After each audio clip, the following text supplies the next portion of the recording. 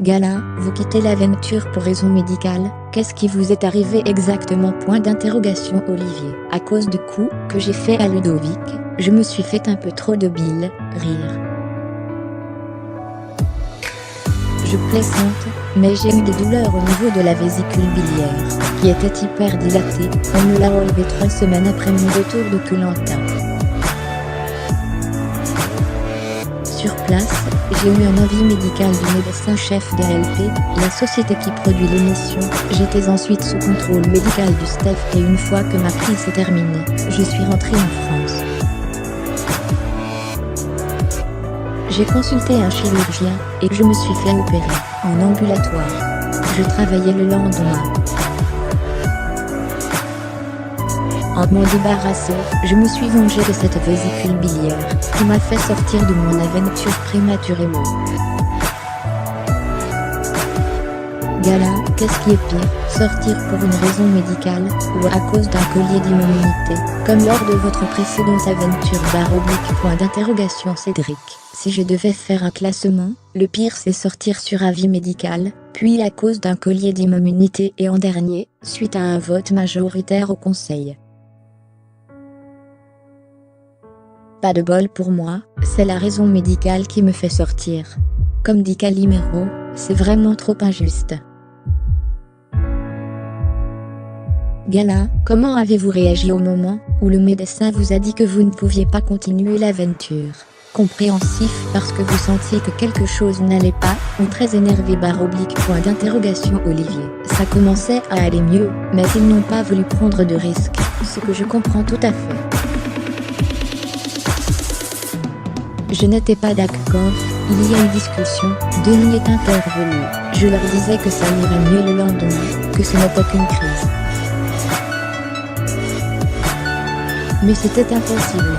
J'ai dû accepter l'avis médical, avec beaucoup d'amertume. J'ai mis 3 semaines à digérer, jusqu'à une opération. Gala. Que accent évitiez, vous venez chercher sur ce deuxième Koh Lanta ?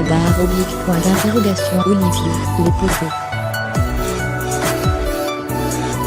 Je voulais me prouver qu'à 50 ans, je n'étais pas trop mal physiquement, que je pouvais m'en sortir aussi d'un point de vue stratégique, avoir le respect de mes coéquipiers et de mes adversaires, et puis aller au moins sur les poteaux. Je n'avais pas la prétention de gagner le jour. Gala, quel est le ressort psychologique qui anime un candidat qui revient sur Koh Lanta ?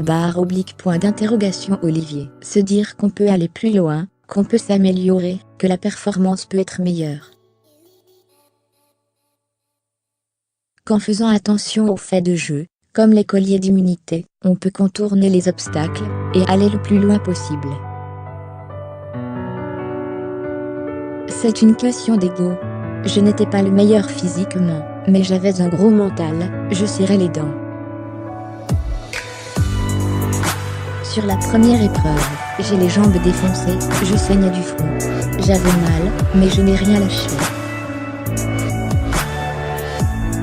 Je ne suis pas une force spéciale, je ne suis pas un béret vert, mais je ne lâche rien. Gala, quel bilan faites-vous de cette aventure ? Vous n'avez pas eu de chance en étant dans la mauvaise équipe, mais en tirez-vous malgré tout quelques motifs de satisfaction ? Olivier. Sur le camp, on s'est très bien entendu au niveau de la survie, il n'y avait aucun problème entre nous, tout le monde s'entendait bien.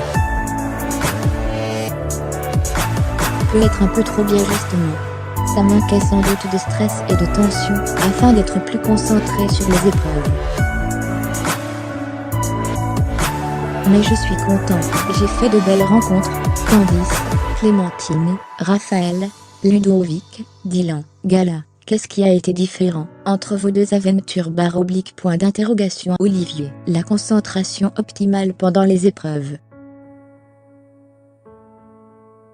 Un combat des héros ne tolère aucun relâchement, aucune erreur, les candidats sont tous au taquet, le moindre relâchement se paye cash, et le retard est impossible à rattraper. Les rouges étaient hyper concentrés, nous on avait toujours un truc qui dérapait à un moment. Gala, en 2011, lors de votre premier koh les réseaux sociaux n'existaient quasiment pas. Cette année, sur Twitter, vous êtes pas mal critiqué. Ça ne gâche pas trop le plaisir /.